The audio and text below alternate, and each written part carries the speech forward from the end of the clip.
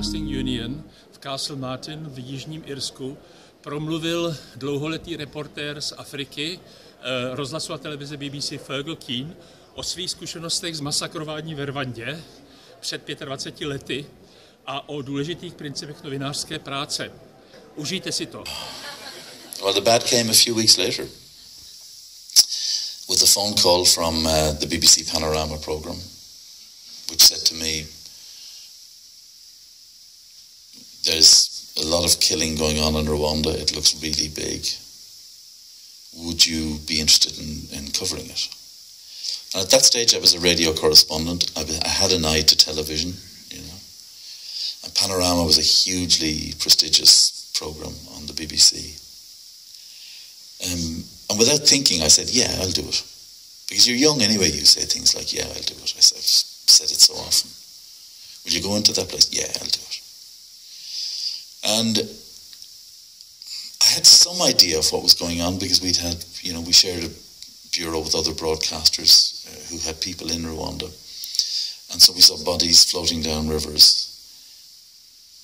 But nothing could have prepared me for the scale of what was ahead. And that was a country in which the living had vanished. And so they were either dead or they'd fled as refugees. And you drove along these empty roads. You'd meet checkpoints of the rebel army and just the stench of death everywhere. And, you know, churchyards full of corpses by rotting in empty abandoned buildings. Just unspeakable.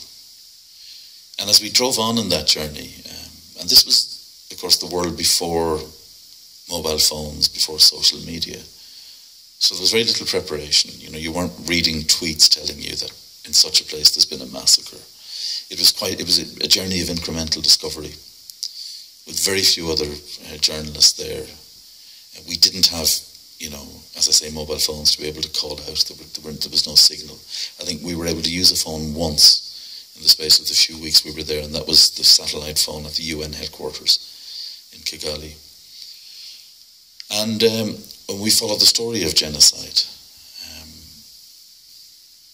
And we went through Rwanda, through the battle in the capital, Kigali, out of the country into the refugee camps to confront the leader of one particular massacre. And I remember coming out, we arrived back in Nairobi, and even though, you know, I'd seen violence in Northern Ireland, I'd seen violence in the townships in South Africa, in the war in Angola, but this was on a scale that I'd never seen before and I have never seen since.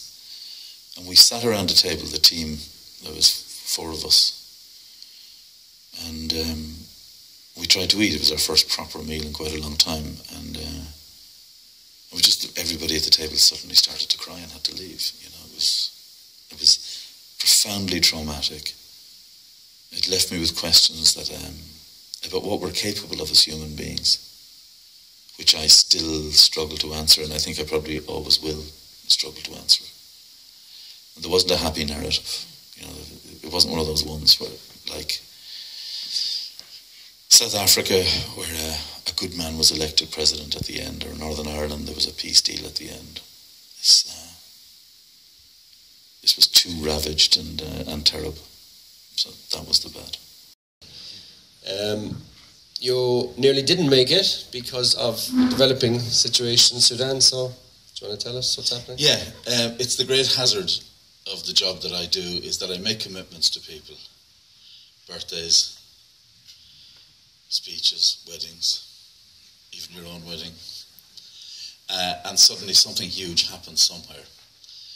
And you have to cancel at the last minute. And so it was a terrifying 48 hours because you have a huge demonstration right at this moment taking place outside the military headquarters in Khartoum.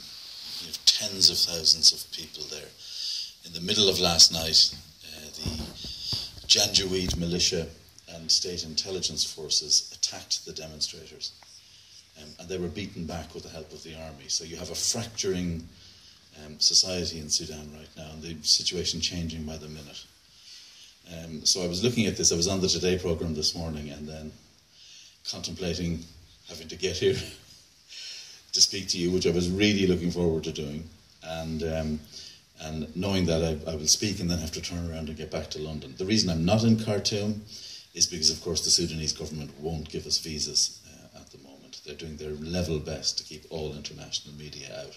But we're getting a lot of information from citizen journalists on the ground and from activists. And of course, that has to go through our own verification system, because the great danger, of course, is being taken by either side in this conflict and manipulated through the use of fake news and fake imagery. So we have a pretty rigorous vetting process of video that we go through, and a lot of specialist people at geolocation proving precisely where the video is from. They're a wonderful bunch, technical geniuses who manage to keep us out of trouble on that score. Was your approach to story when you started out, and how has it developed since? I think I was brought up in a very strong oral storytelling tradition. So my uncle was a writer, my father was an actor, but my grandmother was a wonderful oral storyteller. And so I grew up around people who placed great emphasis, not just on the words themselves, but the way in which they were expressed. And so many, many memories I have of that sort of, countryside kitchen where we would all sit down and stories would be told.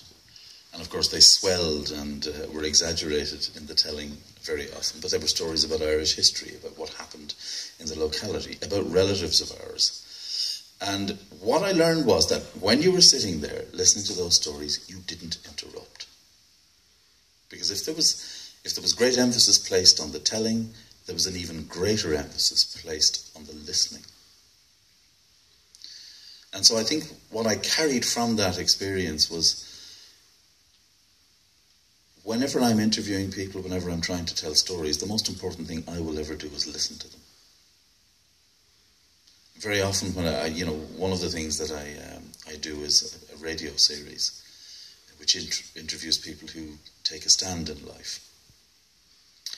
And over the course of producing that series, I learned the absolute power of silence, of not butting in, but of actually listening to what people say. Now, how often, when you're listening to current affairs interviews, do you come across interviewers who appear to be more concerned about the sound of their own voice, or the kind of perfection of their own interjections? So that it becomes a kind of, and very often male interviewers, I have to say, it becomes a kind of macho exercise in who can get the best of this encounter. And what has worked most often for me is actually silence.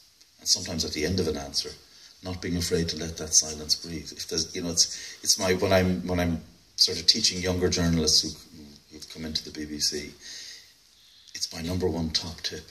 Don't be embarrassed by the silence. Let it breathe. Because it's so often in that gap that either a sort of recalcitrant politician will, say, what's going on here? Why is it quiet? And will rush to fill the void with something he didn't intend to say. Or, in a different context, you're interviewing somebody who's been traumatized or who's dealing with difficult memories.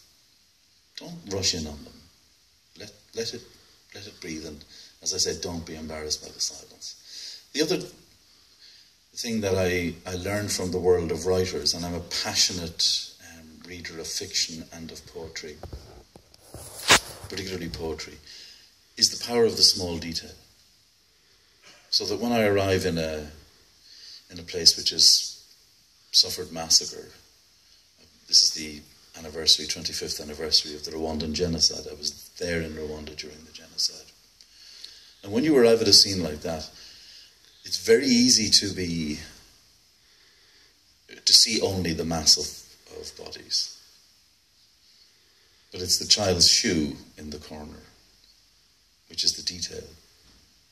That for me is the way of drawing an audience in, that might otherwise, and this is increasingly the case, might otherwise be repelled by yet another scene of misery. And I think we need to be much more creative in the way we approach stories of trauma, not with a sledgehammer in a metaphorical sense, but in looking for those small details that make a difference. I remember once also in South Lebanon during the Israeli invasion in 2006, and there'd been an airstrike on the home of a Hezbollah activist.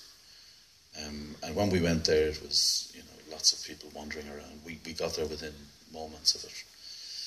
And lots of people wandering around with blood and dust and people chanting. And I noticed a bird cage with a dead bird in it, which had been in a peripheral building, but the sheer, the sort of force of the explosion had killed the bird. And to me that was just, again, it's these little signs of domesticity, these little signs of what was normal, of the things that were valued in people's lives, that I tend to try and look out for.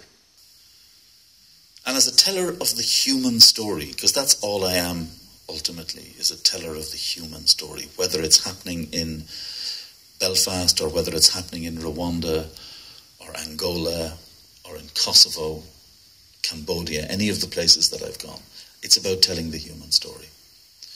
And so I felt I had to go. I couldn't be living on this island and not go and tell this contested story. And so I went up in the middle of the 1980s at a time when people were still dying because of who other people thought they were. So much of my career has been trying to figure out why people kill people because of who they think they are. It's very rarely about who the person really is. And so I spent 5, at times very difficult, but immensely enriching years of my life in the North. And I learned one big thing, is that the world which the visiting American, British, French, German journalists who would pop in for a week and then vanish, the world that was portrayed by them was very different from the one that I came to know. And the world that I found was one where, yes, there was incredible, at times, sectarian bitterness. There was murder, there was torture, there were people disappearing, there were state murder gangs. But there was also a world in which people joined voluntary organizations. A world where Catholics and Protestants strove to understand each other, where they were neighbours. There's a wonderful poem by Michael Longley, he's a great Irish poet, which talks about all of these people, alive or dead, are civilized. And he talks about the meaning of civilization. And not something which is about great buildings